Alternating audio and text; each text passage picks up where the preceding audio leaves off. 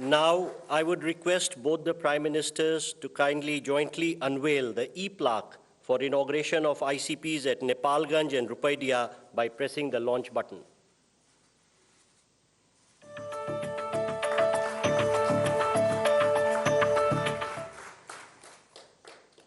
Again,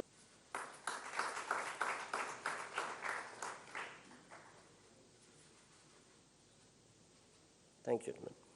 Excellencies, this concludes the exchange of agreements ceremony.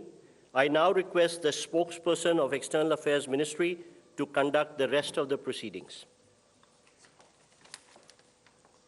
Honorable Prime Ministers, Honorable Ministers, members of the delegation from both sides, friends from the media, now welcome you to the press statements following the meeting that was held between the leaders. May I now request Honorable Prime Minister Shri Narendra Modi to make his remarks to the media. Sir. Your Excellency प्रधानमंत्री प्रचंड जी, दोनों delegations के सदस्य, media के हमारे साथी, नमस्कार। सबसे पहले तो मैं प्रधानमंत्री प्रचंड जी का और उनके प्रतिनिधि मंडल का भारत में हार्दिक स्वागत करता हूं। मुझे याद है 9 साल पहले 2014 में कार्यभार संभालने के 3 महीने के भीतर मैंने नेपाल की अपनी पहली यात्रा की थी। उस समय मैंने भारत नेपाल संबंधों के लिए एक हीट फॉर्मूला HIT दिया था। हाईवेज, आईवेज और ट्रांसवेज। मैंने कहा था कि भारत और नेपाल के बीच ऐसे संपर्क स्थापित करेंगे कि हमारे बॉर्डर्स, हमारे बीच बैरियर्स न बने। ट्रक्स की जगह पाइपलाइन से तेल का निर्यात होना चाहिए। साझा नदियों के ऊपर ब्रिज बनाने चाहिए। नेपाल से भारत को बिजली निर्यात करने के लिए सुविधाएं बनाई जानी चाहिए। फ्रेंड्स, आज 9 साल बाद मुझे कहते हुए खुशी है कि हमारी पार्टनरशिप वाकई में हिट है। पिछले 9 सालों में हमने अनेक क्षेत्रों में कई उपलब्धियां हासिल की हैं। बीरगंज में नेपाल की पहली ICP बनाई गई। भारत नेपाल के बीच हमारे क्षेत्र की पहली क्रॉस बॉर्डर पेट्रोलियम पाइपलाइन बनाई गई। हमारे बीच पहली ब्रॉडगेज रेल लाइन स्थापित की गई। सीमा पर नई ट्रांसमिशन लाइंस का निर्माण किया गया है। अब हम नेपाल से 450 मेगावाट से अधिक बिजली आयात कर रहे हैं। अगर हम 9 साल की उपलब्धियों का वर्णन करने लगेंगे तो पूरा दिन निकल जाएगा। फ्रेंड्स, आज मैंने और प्रधानमंत्री प्रचंड जी ने भविष्य में अपनी पार्टनरशिप को सुपर हिट बनाने के लिए बहुत से महत्वपूर्ण निर्णय लिए हैं।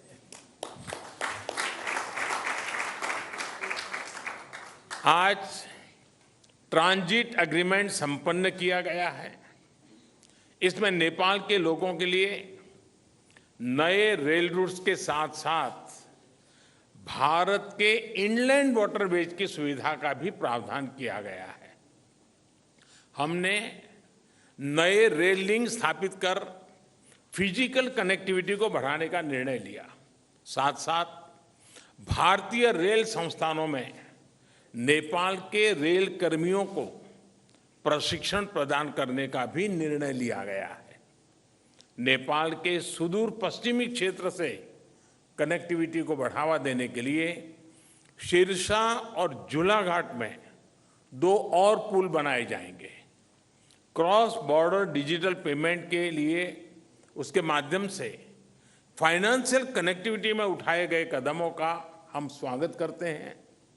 इसका लाभ हजारों विद्यार्थी, लाखों टूरिस्ट और तीर्थयात्रियों के साथ साथ मेडिकल ट्रीटमेंट के लिए भारत आए मरीजों को भी मिलेगा। 3 ICP के निर्माण से आर्थिक कनेक्टिविटी सुदृढ़ होगी। पिछले साल हमने पावर सेक्टर में सहयोग के लिए एक लैंडमार्क विजन डॉक्यूमेंट अपनाया था। इसको आगे बढ़ाते हुए आज भारत और नेपाल के बीच long term power trade agreement संपन्न किया गया है। इसके अंतर्गत हमने आने वाले 10 वर्षों में नेपाल से 10,000 मेगावाट बिजली आयात करने का लक्ष्य रखा है। फुकोट, कर्णाली और लोअर अरुण हाइड्रो इलेक्ट्रिक परियोजनाओं पर हुए समझौते से विद्युत क्षेत्र में सहयोग को और बल मिला है। मोतीहारी अमलेखगंज पेट्रोलियम पाइपलाइन के सकारात्मक प्रभाव को देखते हुए इस पाइपलाइन को चितवन तक ले जाने का निर्णय लिया गया है। इसके अलावा सिलीगुड़ी से पूर्वी नेपाल में झापा तक एक और नई पाइपलाइन भी बनाई जाएगी।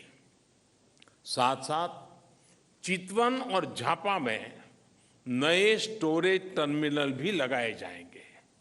नेपाल में एक फर्टिलाइजर प्लांट स्थापित करने के लिए आपसी सहयोग पर भी हमारी सहमति हुई है। फ्रेंड्स, भारत और नेपाल के धार्मिक और सांस्कृतिक संबंध बहुत पुराने हैं और बहुत मजबूत है।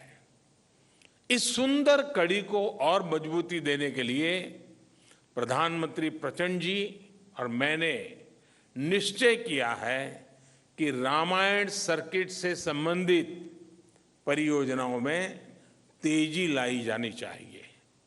हम अपने रिश्तों को हिमालय जितनी ऊंचाई देने के लिए काम करते रहेंगे और इसी भावना से हम सभी मुद्दों का, चाहे बाउंड्री का हो या कोई और विषय, सभी का समाधान करेंगे। एक्सेलेंसी प्रधानमंत्री प्रचंड जी, आप कल इंदौर और धार्मिक शहर उज्जैन की यात्रा करेंगे। मुझे विश्वास है कि आपकी उज्जैन यात्रा ऊर्जामयी होगी और पशुपतिनाथ से महाकालेश्वर की इस यात्रा में आपको आध्यात्मिक अनुभूति भी होगी। बहुत बहुत धन्यवाद।